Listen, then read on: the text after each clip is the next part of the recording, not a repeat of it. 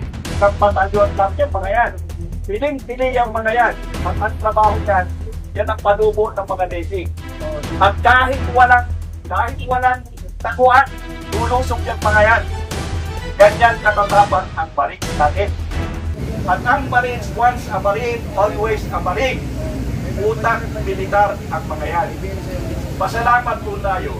Dahil sa kanya, nakita natin at sinabi yung pinakasagradong pangalan. Alam niyo ba kung sino yung sagradong pangalan? Ano ba yan? Anong pangalan ni Romualdez? Martin Romualdez. Ito po isang sagradong pangalan. Pero yung Marine, sinabi niya ng hayagan na ito ang lahat ng may pakana ng problema natin sa baha. Ito yung kanyang problema, bahagi yan. So ngayon, ano ang gagawin natin?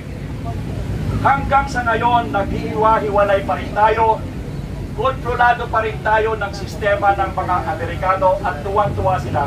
Pero meron lamang silang isang problema. Nasunog na yung kanilang golden boy. Basag na ang ulan. So sino naman ang susunod nila? Yan ang aabangan natin. Abangan ang susunod na kabanata. Pero hindi sila titigil. Ang sinasabi ko sa inyo, hindi nila papayagan si Sara Duterte na maging presidente.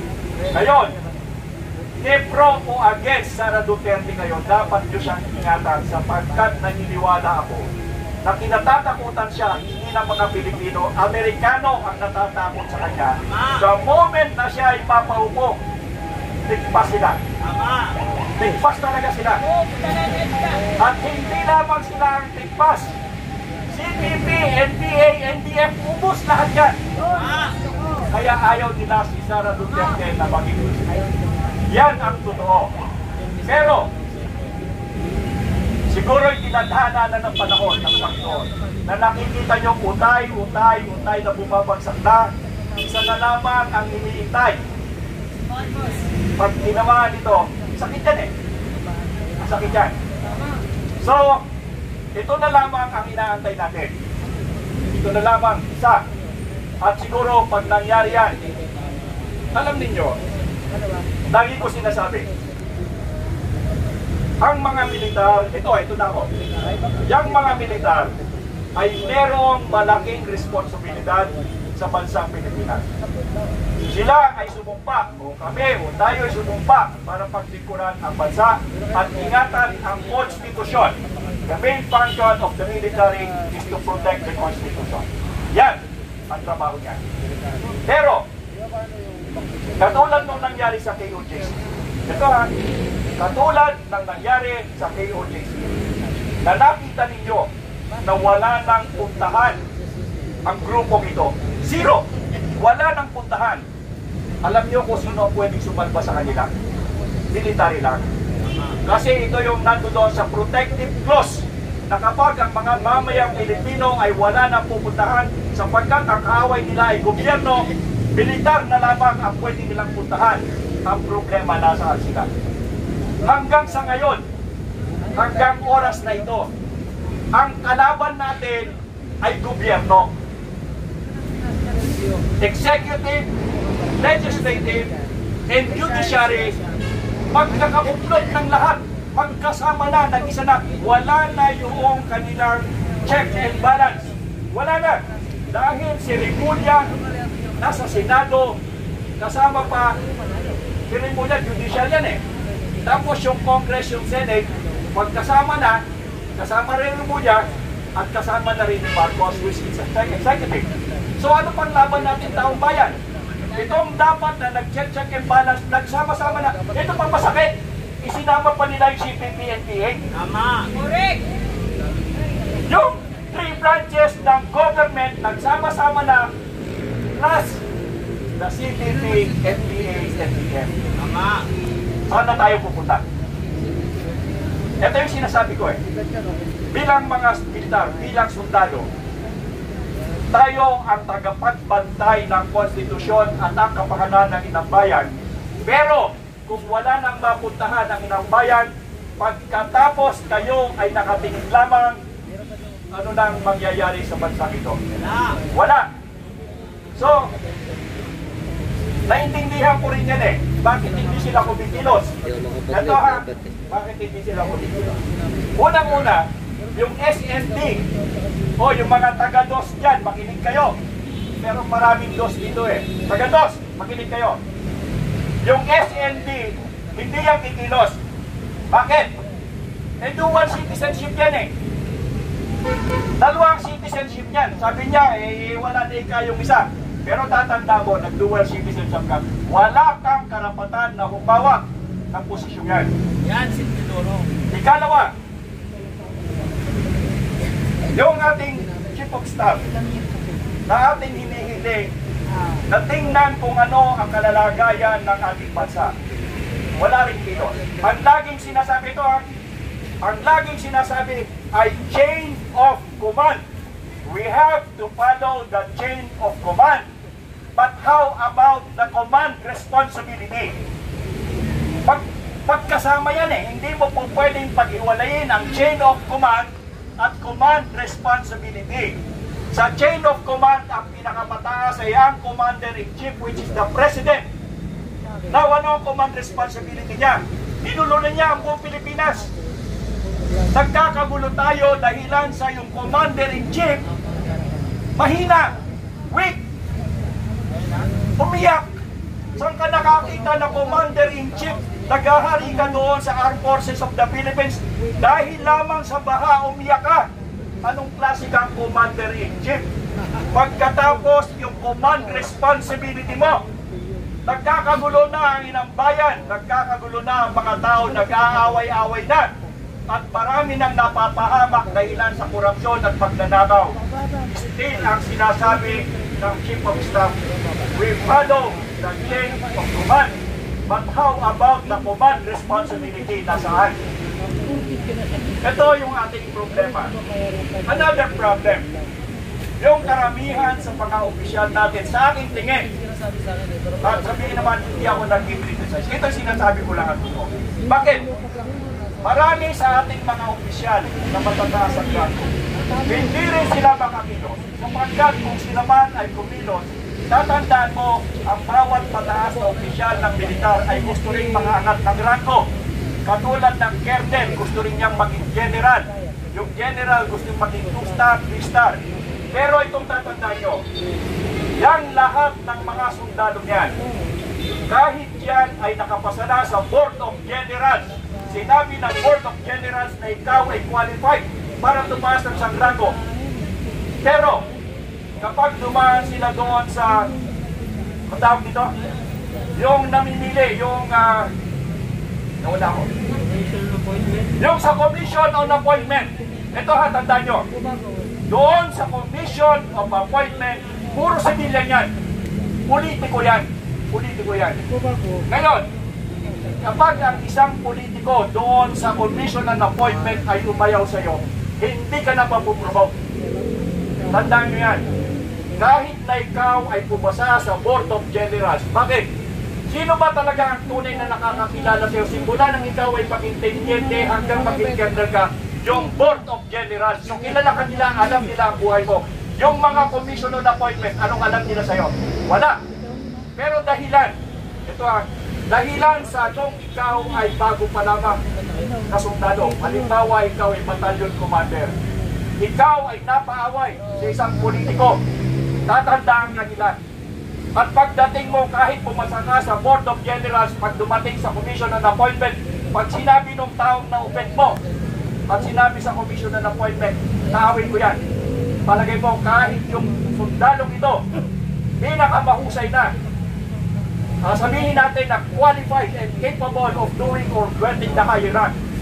Pumasa na sa Board of Generals. Pero dahilan sa minakaaway siyang isang politiko, hindi siya mapupromote. Ano ang alam ng mga taong ito sa kanya? Wala. Samantalang yung Board of Generals, simula pa nung chief teniente hanggang maging colonel ko, alam nila yan. At sasabihin ko sa inyo, kapag ikaw ay sundalo at ikaw ay nakaabot ng colonel, maswerte ka na buhay.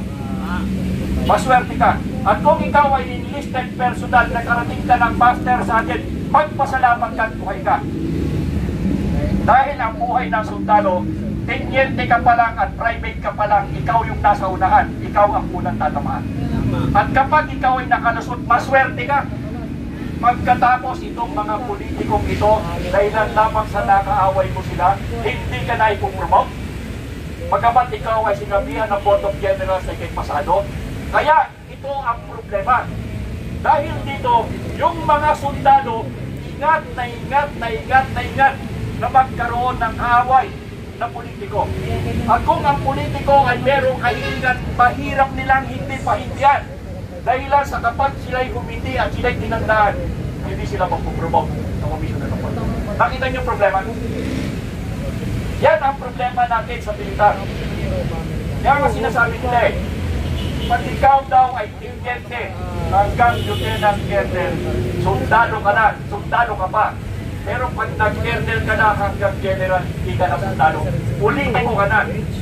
Because you are already playing with this politician. Now, recite ako, kaya pwede na ako salita na ganito. Sinasabi ko lang ito, dahil ito yung totoo, ito yung katotohanan. At ang nangyayari dito sa atin, kontrolado, maging ang mga militar, kontrolado. Nakakaawa tayo. Wala na tayong mapuntahan.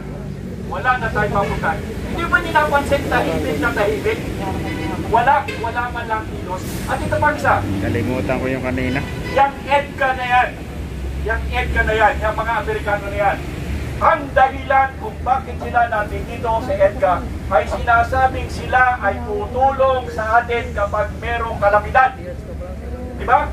Yan ang kanilang tungkulin. Kasama yan sa kanilang tungkulin sa Pilipinas. Na kapag nagkaroon ng kalamidad ang EDCA o yung mga Amerikano sundalo yan ay tutulong sa atin. Ang tanong, meron pa kayo nakita kahit isa? Wala! Nasaan sila? Nagtatago. Nag-aabang ng gulo. Nagtatago. Nasaan na yung tutulong? Alam nyo dati before the EDCA, nung Pangulong si panahon ni Duterte, kasama namin yung mga yan. Bakit ngayon wala? Wala kayong makita na sila'y tumutulong. Dati-dati, naggagawa ng mga school. Dati-dati, pag may bahan, nandoon yung mga sasakyan. Ngayon, wala kayong makita kahit isa ng mga taong yan. Nasaan ng EDCA? Ano talaga yan? So, sinasabi ko, tayong mga Pilipino, pinaglalaruan lang tayo. National Endowment for Democracy, IBON Foundation, Asia Foundation, ito yung grupo na kung saan ay kumikilos kung pag tayo'y pag-away-awayin, hindi tayo pagkasundo-sundo. Dahil pagka tayo nagkasundo-sundo, makikita natin kung ano ang tunay na itsura ng ating bansa. Na tayo ay puppet, pinagagalaw ng mga tao merong interest sa ating bansa. Alam pa ninyo sa pang nakakaawang nangyari sa atin. Ang Vietnam, ang Vietnam ay kaaway ng China. Tandaan nyo yan. Ang Vietnam, daan ang pinatay ng Chinese na Vietnamese. Pero bakit sila'y pagkasama ngayon? Alam yung ginawa natin dahil inaway natin ang China? Yung ating mga prutas, yung durian, yung saging, at iba nating prutas, hindi na binibili ng China. Anong nangyayari ngayon? Nabubulok na. Ang tanong, binibili ba ito ng mga Amerikano? Hindi. Tingnan ninyo kung anong ginagawa ng gobyerno sa. Tapos ngayon na itong latest sinasabi na nakikiusap daw ang Pilipinas ang Malacanang at inu-open ang business sa China. Anong kalokohan niyang aawayin mo pagkatapos ngayon inaway ka na rin at sabi mo naman i-open mo na for business. Ano ba talaga kuya? Saan ba tayo lalagay? So ngayon, ito lang ang sinasabi ko. Anong ibig sabihin? Anong punto ko? Ipinapakita ko lang sa inyo kung ano ang ating kalalagayan. Ang kalalagayan natin, tayo ay pinaglalaruan. Kinokontrol, pinamanipula para wag tayong magkasama-sama tayong mga tao. Pero yung Kongreso, yung Senado, yung Judicial, yung Executive, kasama ang CPP-NPA, sila yung nagkakaisa. Pero tayong mga tao, sabog-sabog. Tatandaan nyo, walang katawan na pwedeng mabuhay Pag sinabi ng ulo sa kanyang kamay, isubo mo ang pagkain. Pag sinabi ng kamay, ayaw ko, pareho kayong mamamatay. Katulad natin, pag hindi tayo nag-synchronize, tayo mismo ang mawawala, tayo mismo ang mamamatay. Tandaan nyo ang nangyayari ngayon, lahat ng kaguluhan, pakanayan, senaryo yan. Yan ang dapat nating alamin at yan ang dapat nating labanan. Magpasalamat tayo at meron tayong mga retired military officers. Malaking bagay sila sapagkat kaya nilang sabihan yung iba pang mga sundalo kung ano ang tamang gawin. Manalangin tayo na manaig yung ating mga kasamang mga militar na nagretiro na maging matagumpay yung kanilang balangin na iaayos sa ating bansa. Salamat.